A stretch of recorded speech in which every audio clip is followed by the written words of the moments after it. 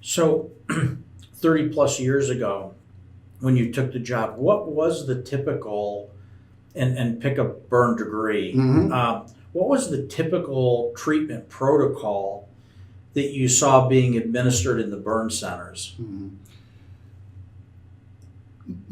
First of all, the burn centers received the worst of the worst. The majority of burns, at that point over 2 million a year, were treated in emergency departments, doctors' offices, or just regular hospitals. Yeah. They didn't go to a burn center. The burns that went to the burn center were the ones that were typically life-threatening. So these were deep second degree and third degree burn survivors. Anywhere from 15% of their body to 90%.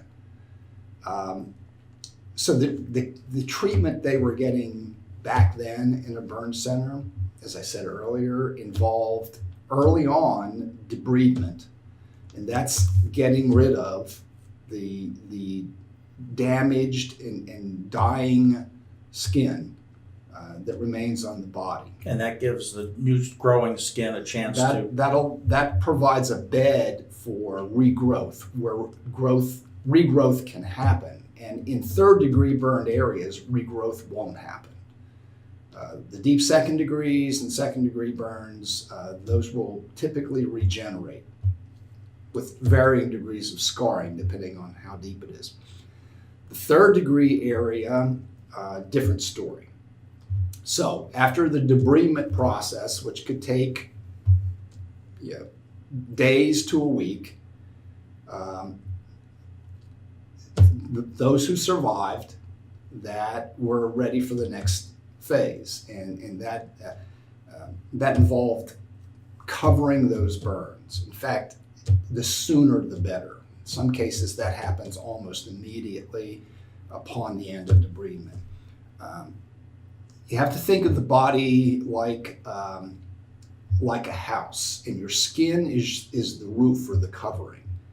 And a day like in the middle of winter, cold outside, you knock a 15% of that roof off, put a hole in it, the heat's going to flow out. Yeah. So hypothermia becomes a real problem, and outside elements can flow in. Infection becomes a real problem. So stabilization following debridement, in fact, actually at the same time debridement's being done. Stabilization, getting enough calories in, because you're losing extraordinary numbers of calories through the burned area. So making sure that intravenously or however enough calories are going in to stabilize the core functions of the body and to prevent the injection or introduction of infection is the next phase. And the way you get a heads up on that is to provide a covering to the lost skin.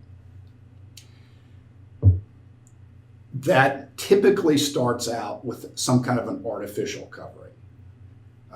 Like a gauze or? Well, yeah, it's artificial there's clean, sterile dressings put on, obviously. But when I say a covering, I mean synthetic skin, or in some cases, animal skin is used, and it's temporary. This is not going to adhere. It's not going to become your new skin. That's the tricky part of healing someone who has serious burn injuries. The third degree area is eventually going to need to be grafted. And grafting involves harvesting healthy skin from another part of that person's body and placing it on the area where the skin has been destroyed. Now, what about skin donors? I'm an organ donor, and I'm a proud organ donor. And I know, people think of organ donors, well, heart and lungs and liver, but skin, eyes, right, corneas. Is that a candidate, so a harvesting of skin off of somebody who's lost their life? Absolutely, absolutely. But it's a temporary covering because our body will not assimilate skin from another body. Really? It's a temporary covering Mm-hmm. that will help stem that loss of calories and protect from injection of bacteria and so forth. But eventually, it's going to have to be replaced with your own skin. So the grafting process that you're talking about is actually they're taking skin from other parts of your body. What the survivor is having to undergo is a secondary injury. I'm sure that is not pleasant. No, it's painful, and it has to go through the same healing process as the burn. Now, the graft is not as deep. So it's not a third degree. It's not third. No, it's not as deep, and it will regenerate on its own. But again, if you have a 50% burn or more, you have limited areas where you can harvest grafted skin and transfer it. So the process, beginning years ago and still used today, is putting that harvested skin, the graft, through a machinery that actually cuts little slits in it. And when it comes out the other end, it can be stretched up to 7 times its normal size. And now you can take a small 2x2 section of skin and turn it into enough to cover a good bit of one's back and transplant it. The drawback is because of all those little slits, you get a waffled appearance once it adheres and grows. So you don't get clean, smooth skin. You get that mottled look. And that's part of the scarring issues that have to be dealt with later. And the impact, particularly if it's on the face or in a highly visible area, that transcends from physically surviving the burn to psychologically and emotionally surviving the burn. And that's a whole other discipline. Well, you'd mentioned is when you were going through the disciplines in the burn team, as you called it, you had mentioned therapists on that team. So I'm assuming now, based on what you just said, especially if that waffling is on the face area, it's the therapy that one might go through to emotionally and mentally prepare themselves to look at what they're going to look like post burn and post procedure. Them and their families and others. It's just imagine that your wife was burned and she was taken off to the hospital and she's been in critical care for days, and now you're seeing her for the first time, and she no longer looks like your wife. Yeah, she's maybe missing an ear, part of a nose, her extensive scarring. That creates emotional trauma on not just the survivor, but on the family. So counseling is a critical part of burn recovery, and you just can't separate that out. Yeah. So Dan, if somebody wants to find the Burn Prevention Network online, where can we find you? Our website is burnprevention.org. Burnprevention.org. Very easy. I know that, so you've got education, you've got training, you've got staff that's going out and delivering that, but you also have a very unique opportunity called Camp Susquehanna. Tell me about the camp. How long has it been going? What's the purpose of the camp? Who attends the camp? Tell me a little about that. Camp Susquehanna has been in existence for over 20 years. Excuse me. We have had administrative and operational control for the last 4. And we were invited to come in to expand this operation. Camp Susquehanna exists to help survivors do the very thing we've been talking about, Dave, and that is come to terms with their new reality. The fact that they have scars that will be visible for the rest of their life. They may be missing digits. They may not have the mobility in their joint areas that they once had. These are all aspects of reality for them that make it difficult for them to fit into their past life or to what most of us consider a normal life. For children, it's particularly tough because their peers are just notoriously abrupt and cruel.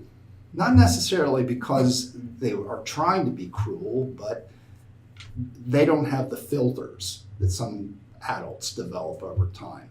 So a child who's wearing a face mask to flatten facial scars will generate a lot of questions and sometimes very hurtful responses from people. These children need a place to go to be with other burn survivors where they don't have to worry about being on guard, where they can just be a child again. Camp Susquehanna provides that place. It provides the outdoor activities that any camp would for children at that age. Swimming, boating, fishing, hiking, doing outdoor things, nature, and so forth. But they're doing it with people who look like them, and they're doing it under the guidance of a specialized team that we recruit, who include burn nurses, therapists, firefighters, psychosocial professionals, and other burn survivors, adult burn survivors, who've traveled the pathway that these young people are traveling. We obviously want to provide fun for these kids, but more deeply, we want to help them build self-esteem. We want to engender in them coping skills, and we want to provide for them a lifelong network that they can draw on as they confront challenges in their young years and growing into teen and adult years. So they have the resilience to be all they can be. And Camp Susquehanna has done a marvelous job of doing all those things in the last 20 some years. Our graduates have become, many of them have become quite successful. And they've transitioned from being ashamed of themselves to looking at their scars as badges of valor and something to be proud of. Sure. They're not burn victims any longer. They're burn survivors. And a survivor is something to be proud of. What are the age ranges of children that attend the camp? Lower age range is 7 and up to 18. And then we have a leader in training program as part of Camp Susquehanna, which begins at 18 through 21.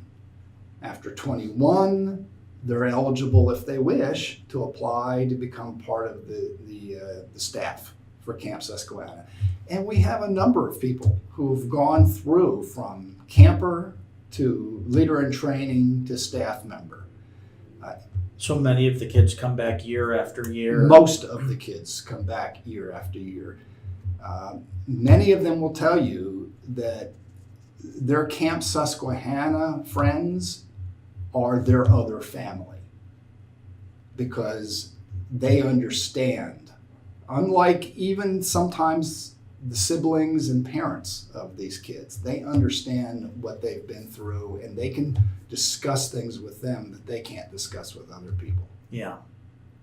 So when you see the face of a first-time camper, now let me ask you this: do the parents drop them off and say, "Okay, honey, we'll see you in a week," or are the parents invited to stay? How does that work? Most of the children that come to Camp Susquehanna, which by the way is situated in the Catskills up in the very northeast corner of Pennsylvania at a wonderful facility called Camp Westmont. Most of the children that arrive at Camp Westmont come on buses that we provide. We run a bus from Pittsburgh through the middle of the state that picks up children along the way, and we run a bus from Philadelphia up to the northeast section and over. So the parents are typically dropping them off in Pittsburgh, in State College, Lewistown, Philadelphia, Allentown, or if they're close enough, a few may drop them off at camp, but the vast majority come in by bus. So the camp experience begins the moment they get on that bus, and they reunite, sometimes for the first time in almost a year, with their friends from camp. And the party begins right then. And by the time they get to camp, they're acclimated, they're excited, and then we greet them with a team of people that some of them have known over the years, some of them are meeting for the first time. But on that team are 4 specialized crisis therapy teams consisting of a trainer and a crisis therapy dog. And right off the bus, one of these dogs is there with tail wagging, greeting them. It's like coming home. And these are special groups of owner or handler and dog who are very, very sensitive to the needs of people. And they're just integral parts of our team at Camp Susquehanna. That we have never had a problem with homesickness, with kids wanting to go home. And my previous career was with the Boy Scouts of America, where I directed summer camp operations for as many as 2,000 kids a week. We always had problems with homesickness. That was one of our biggest problems. Camp Susquehanna, our problem is they don't want to go back home. Yeah. They love being there so much. Yeah. So what does a typical day at the camp look like? The kids get up in the morning and there's breakfast and then a day full of activities, I'm sure. So take me through, you mentioned some of the fun things that they can be involved in, the canoeing and the hiking and fishing and things like that. What are some of the other things that a child could go through at the camp outside of those typical fun things I mentioned? Sure. First of all, our kids are grouped into age teams. So they stay in cabins with children their own age range, 4 different age ranges, and then segregated male-female. And each grouping has a counselor or a team leader with them, an adult at all times, at least 2 at all times. So most of the activities that happen during the day are with their age group. And then they come together for camp-wide activities as well. But like you say, they start out with breakfast. We have elective tracks, which include an outdoor or an indoor activity. So they can choose whether they want to go to the kitchen and learn cooking skills, or they want to go to the lake and do fishing, or canoeing, or motorboating. Or there's a huge trampoline thing in the water they can climb up and jump into, and it throws them into the air and into the water. Do you participate in that? The staff does. I photograph it. Okay, all right. We actually have a high ropes course where they test their courage, and that's important that they develop self-reliance and to trust themselves. Where they go up 30, 40 feet and they're traversing distances, rappelling on ropes, on slides, climbing rope ladders that are shaking back and forth. And this is all tightly controlled with a professionally trained staff of people that do that. There's a high wire area where we actually have a trapeze and a net, and we teach them how to swing and transfer from one trapeze to another, something other kids are not going to get. Sure. So this is something they can go home and say, do you know how to do trapeze routine, 40 feet off the ground? I bet not. Yeah. But in the midst of these activities, which include karate, nature skills, camping skills, color wars where they're competing against another team doing fun things. We have activities like the talking stick. The talking stick is a camp-wide activity, and it's restricted to the campers and the staff. So we don't have visitors sitting in on this. And there's a ceremonial stick that goes from camp season to camp season to camp season. And when it's passed to you, you have the opportunity to either pass it on to someone else or to say something you want to say. And this is one of the most meaningful experiences that I've been privileged to sit in on at camp, because this is where kids pour out their heart. And they talk about what they deal with in their daily life, their friends at home, their family. They talk about how hard it was, how hard it is. And it's so therapeutic, because you'll watch 4 or 5 little 7 or 8 year olds just get up and circle their friend who's talking and just reach out and put their hands on his shoulder while he's crying, talking about how the people at school call him a crispy critter or a Freddy Krueger. And they're just lifting him up. And that process of lifting him up lifts them up too. They're finding out that they're not alone. And for many of these kids, they've never seen another burn survivor in their hometown. But they're surrounded with people that understand them now. And it's very emotional. It's exhausting at the end for the staff as well as the kids. But these kids emerge different. And the parents tell us that when they come home. That I sent a little boy or a little girl to camp, and I got the child I knew before back when they came home.